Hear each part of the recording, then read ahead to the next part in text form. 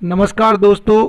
प्रेमचंद जी हिंदी साहित्य के बहुत बड़े लेखक हैं, बहुत बड़े कहानीकार हैं, बहुत बड़े उपन्यासकार हैं। उनकी कहानियाँ जनमानस के हृदय को छूने वाली होती हैं। आज हम उनकी एक बहुत प्रसिद्ध कहानी के बारे में बात करेंगे, कहानी को विस्तार से सुनाएंगे। कहानी का शीर्षक है दरोगा जी। तो मित्रों, अब कहानी प्रारंभ करते हैं। कल शाम को एक ज़रूरत से तांगे पर बैठा हुआ जा रहा था कि रास्ते में एक और महाशय तांगे पर आ बैठे। तांगे वाला उन्हें बैठाना तो ना चाहता था, पर इनकार भी नहीं कर सका। पुलिस के आदमी से झगड़ा कौन मोल ले। ये साहब किसी थाने के दारोगा थे, एक मुकदमे की पैरवी करने सदर आए थे। मेरी आदत है कि पुलिस वालों से बहुत कम बोलता हूँ। सच पूछिए तो मुझे उनकी सूरत से नफरत है। उनके हाथों प्रजा को कितने कष्ट उठाने पड़ते हैं, इसका अनुभव इस जीवन में कई बार कर चुका हूँ। मैं जरा एक तरफ खिसक गया और मुंह फेर कर दूसरी ओर देखने लगा कि दरोगा जी बोले, जनाब ये आम शिकायत है कि पुलिस वाले बहुत रिश्वत लेते हैं, लेकिन कोई नहीं देखता कि पुलिस वाले रिश्वत लेने के लिए कितने मजबूर किए जाते हैं। अगर पुलिस वाले रिश्वत लेना बंद कर दें तो मैं हलफ से कह सकता हूँ कि ये जो बड़े बड़े ऊंची पगड़ियों वाले रईस नज़र आते हैं, सब के सब जेल खाने के अंदर बैठे दिखाई दें। अगर हर एक मामले का चालान करने लगें तो दुनिया पुलिस वालों को और भी बदनाम करे। आपको यकीन ना आएगा जनाब, रुपए की थैलियाँ गले लगाई जाती हैं। हम हजार इनकार करें पर चारों तरफ से ऐसे दबाव पड़ते हैं कि लाचार होकर लेना ही पड़ता है। मैंने उपहास के भाव से कहा, जो काम रुपए लेकर किया जाता है वही काम बिना रुपए लिए भी तो किया जा सकता है। दारोगा जी हंसकर बोले, वह तो गुनाह बेइज्जत होगा बंदा परवर। पुलिस का आदमी इतना कट्टर देवता नहीं होता, और मेरा ख्याल है कि शायद कोई इंसान भी इतना बेलौस नहीं हो सकता। और सींगों के लोगों को भी देखता हूँ, मुझे तो कोई देवता ना मिला। मैं अभी इसका कुछ जवाब दे ही रहा था कि एक मियाँ साहब लंबी अचकन पहले तुर्की टोपी लगाए तांगे के सामने से निकले। दारोगा जी ने उन्हें देखते ही झुककर सलाम किया और शायद मिजाज शरीफ पूछना चाहते थे कि उस भले आदमी ने सलाम का जवाब गालियों से देना शुरू किया। जब तांगा कई कदम आगे निकल गया तो वह एक पत्थर लेकर तांगे के पीछे दौड़ा। तांगे वाले ने घोड़े को तेज किया, उस भले मानुस ने भी कदम तेज किए और पत्थर फेंका। मेरा सिर बाल बाल बच गया। उसने दूसरा पत्थर उठाकर वह हमारे सामने आकर गिरा। तीसरा पत्थर इतनी जोर से आया कि दरोगा जी के घुटने में चोट आई, पर इतनी देर में तांगा इतनी दूर निकल आया था कि हम पत्थरों की मार से दूर हो गए थे। हाँ, गालियों की मार अभी तक जारी थी। जब तक वह आदमी आंखों से ओझल ना हो गया, हम उसे एक हाथ में पत्थर उठाए गालियां बकते हुए देखते रहे। जब जरा चित्त शांत हुआ, मैंने दरोगा जी से पूछा, ये कौन आदमी है साहब, कोई पागल तो नहीं है? दरोगा जी ने घुटने को सहलाते हुए कहा, पागल नहीं है साहब, मेरा पुराना दुश्मन है। मैंने समझा था जालिम पिछली बातें भूल गया होगा, वरना मुझे क्या पड़ी थी कि सलाम करने जाता। मैंने पूछा, आपने इसे किसी मुकदमे में सज़ा दिलाई होगी? बड़ी लंबी दास्तान है जनाब, बस इतना ही समझ लीजिए कि इसका बस चले तो मुझे जिंदा ही निकल जाए। आप तो शौक की आग को और भड़का रहे हैं। अब तो वह दास्तान सुने बगैर तस्कीन ना होगी। दरोगा जी ने पहलू बदल कर कहा, अच्छी बात है, सुनिए। कई साल हुए हैं, मैं सदर में ही तैनात था। बेफिक्री के दिन थे, ताज़ा खून। एक मासूक से आंख लड़ गई, आम दरफ्त शुरू हुई। अब भी जब वह उस हसीना की याद आती तो आंखों से आंसू निकल आते हैं। बाजारू औरतों में इतनी हया, इतनी वफा, इतनी मुरब्बत मैंने नहीं देखी। 2 साल उसके साथ इतने लुत्फ से गुजरे कि आज भी उसकी याद करके रोता हूँ। मगर किस्से को बढ़ाऊँगा नहीं, वरना अधूरा रह जाएगा। मुख्तसर यह है कि 2 साल के बाद मेरे तबादले का हुक्म आ गया। उस वक्त दिल का जितना भी सदमा पहुंचा उसका जिक्र करने के लिए दफ्तर चाहिए। बस यही जी चाहता था कि इस्तीफ़ा दे दूं। उस हसीना ने एक खबर सुनी तो उसकी जान सी निकल गई। सफ़र की तैयारी के लिए मुझे 3 दिन मिले थे। ये 3 दिन हमने मंसूबे बांधने में काटे। उस वक्त मुझे अनुभव हुआ कि औरतों को अक्ल से खाली समझने में हमने कितनी बड़ी गलती की। मेरे मंसूबे शेख चिल्ली कैसे होते थे, कलकत्ते भाग चलें, वहाँ कोई दुकान खोल दें या इसी तरह का कोई दूसरा तजवीज़ करता, लेकिन वह यही जवाब देती कि अभी वहाँ जाकर अपना काम करो, जब मकान का बंदोबस्त हो जाए तो मुझे बुला लेना, मैं दौड़ी चली आऊँगी। आखिर जुदाई की घड़ी आई।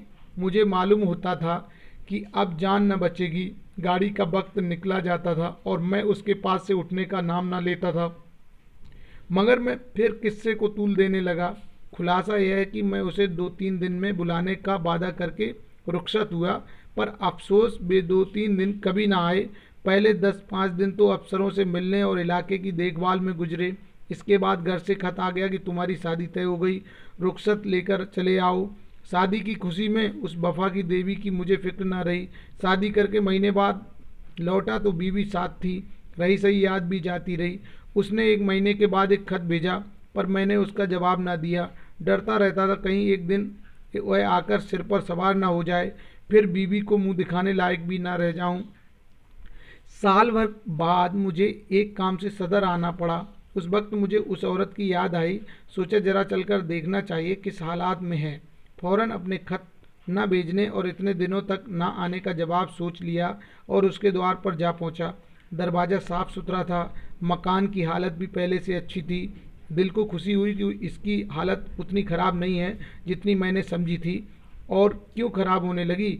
मुझ जैसे दुनिया में क्या और आदमी ही नहीं है? मैंने दरवाज़ा खटखटाया। अंदर से वह बंद था। आवाज़ आई, कौन? मैंने कहा, वाह, इतनी जल्दी भूल गई, मैं हूँ बशीर। कोई जवाब ना मिला। आवाज़ उसी की थी, इसमें शक नहीं।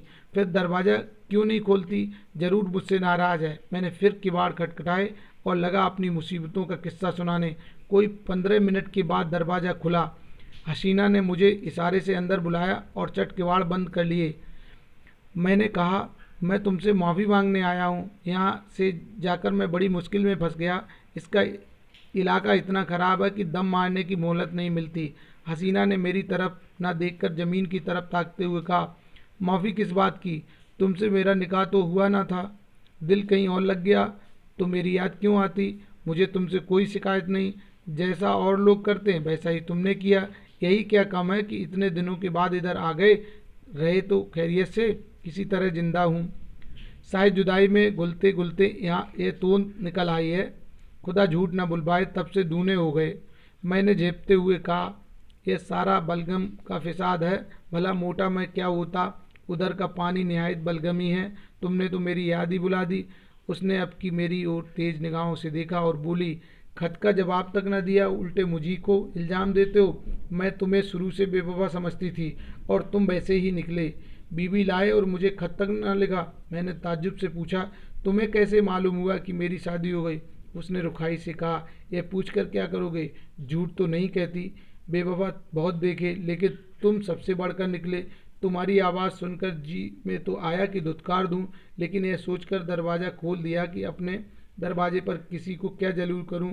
मैंने कोट उतार कर खूंटी पर लटका दिया, जूते भी उतार डाले और चारपाई पर लेटकर बोला, लैली देखो, इतनी बेरहमी से पेश ना आओ।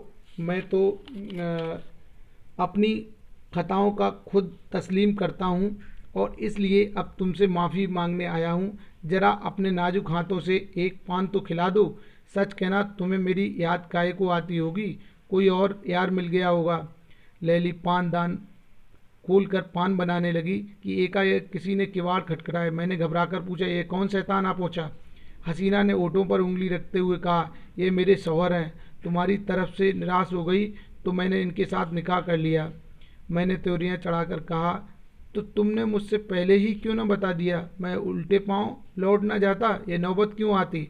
न जाने कब की ये कसर निकाली।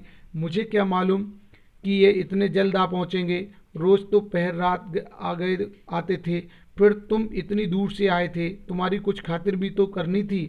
ये अच्छी खातिर की। बताओ अब मैं जाऊं कहाँ? मेरी समझ में खुद कुछ नहीं आ रहा है। या अल्लाह, किस अजाब में फंसी। इतने में उन साहब ने फिर दरवाज़ा खटखटाया। ऐसा मालूम होता था कि किवाड़ तोड़ डालेगा। हसीना के चेहरे पर एक रंग आता था, एक रंग जाता था। बेचारी खड़ी काँप रही थी। बस जबान से यही निकलता था, या अल्लाह रहम कर। बाहर से आवाज़ आई, अरे तुम क्या सरे शाम से सो गई? अभी तो 8 भी नहीं बजे, कहीं सांप तो नहीं सूंघ गया? अल्लाह जानता है, अब और देर की तो किवाड़ छिड़वा डालूंगा। मैंने गिड़गिड़ाकर कहा, खुदा के लिए मेरे छिपने की कोई जगह बताओ। पिछवाड़े को कोई दरवाज़ा नहीं ना? संडास तो है, सबसे पहले वह वहीं जाएंगे। अच्छा, वह सामने की कोठरी कैसी है? हाँ है तो, लेकिन कहीं कोठरी खोल कर देखा तो? क्या बहुत डबल आदमी है? तुम जैसे दो को बगल में दबा ले तो खोल दो कोठरी। वह ज्यों ही अंदर आएगा मैं दरवाज़ा खोल कर निकल भागूंगा। हसीना ने कोठरी खोल दी, मैं अंदर जा घुसा, दरवाज़ा फिर बंद हो गया। मुझे कोठरी में बंद करके हसीना ने जाकर सदर दरवाज़ा खोला और बोली, क्यों किवाड़ तोड़े डालते हो? आ तो रही हूँ। मैंने कोठरी के किवाड़ों के दरवाज़ों से देखा, आदमी क्या पूरा देव था। अंदर आते ही बोला, तुम सरेशाम सो गई थी? हाँ, जरा आँख लग गई थी। मुझे तो ऐसा मालूम हो रहा था कि तुम किसी से बातें कर रही हो। बहम की दवा तो लुकमान के पास भी नहीं। मैंने साफ सुना, कोई न कोई था जरूर, तुमने उसे कहीं छिपा रखा है। इन्हीं बातों पर तुमसे मेरा जी जलता है। सारा घर तो पड़ा है, देख क्यों नहीं लेते? देखूंगा तो मैं जरूर ही, लेकिन तुमसे सीधे साधे पूछता हूँ, बतला दो कौन था?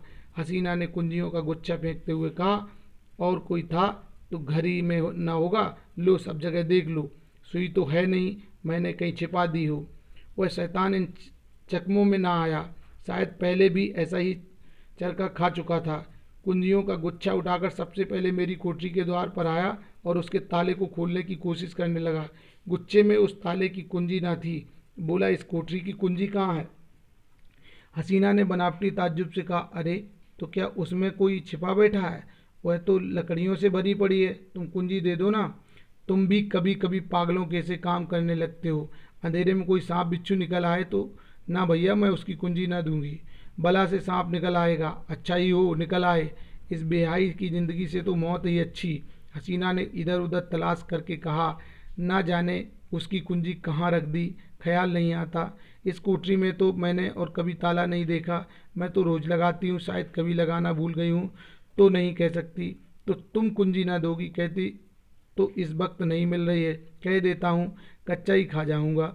अब तक तो मैं किसी तरह जब्त किए खड़ा रहा। बार बार अपने ऊपर गुस्सा आ रहा था कि यहाँ क्यों आया। ना जाने ये शैतान कैसे पेश आए, कहीं तहस में आकर मार ही न डाले।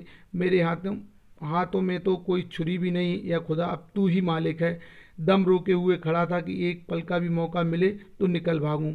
लेकिन जब उस मरदूद ने किवाड़ों की ओर जोर से धमाना शुरू किया, तब तो रूह ही फना हो गई। इधर उधर निगाह डाली कि किसी कोने में छिपने की जगह है या नहीं।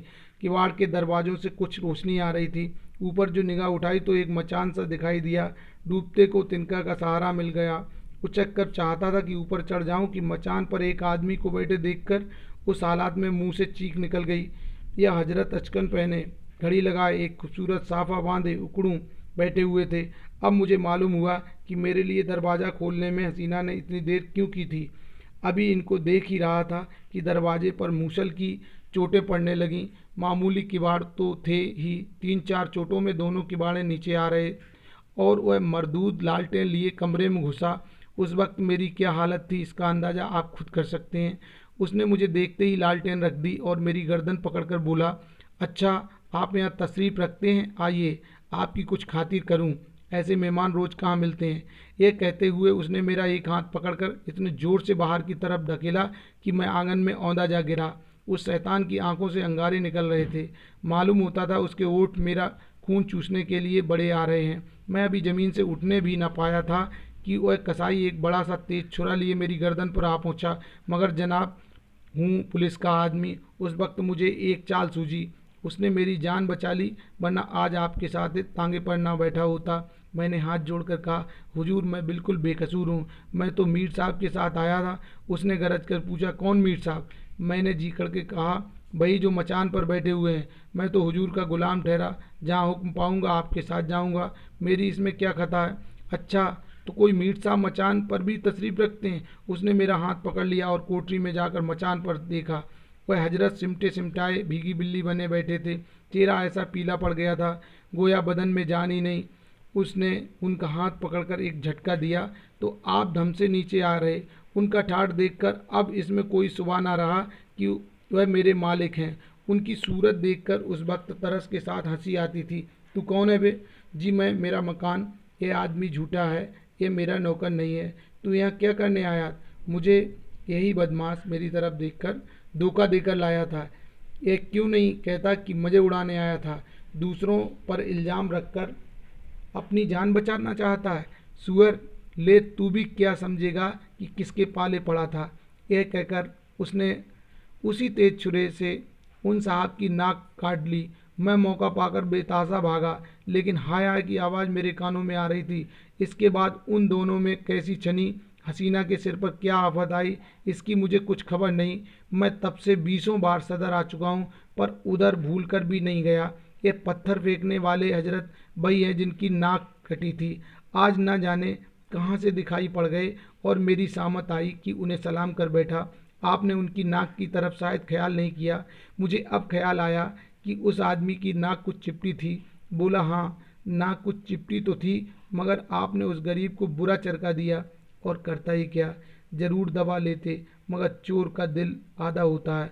उस वक्त अपनी अपनी पड़ी थी कि मुकाबला करने की सूझती। कहीं उस राम झल्ले में धर लिया जाता तो आबरू अलग जाती, नौकरी से अलग हाथ धोता, मगर अब इस आदमी से होशियार रहना पड़ेगा। इतने में चौक आ गया और हम दोनों ने अपनी अपनी राह ली। दोस्तों, कैसी लगी ये कहानी आपको?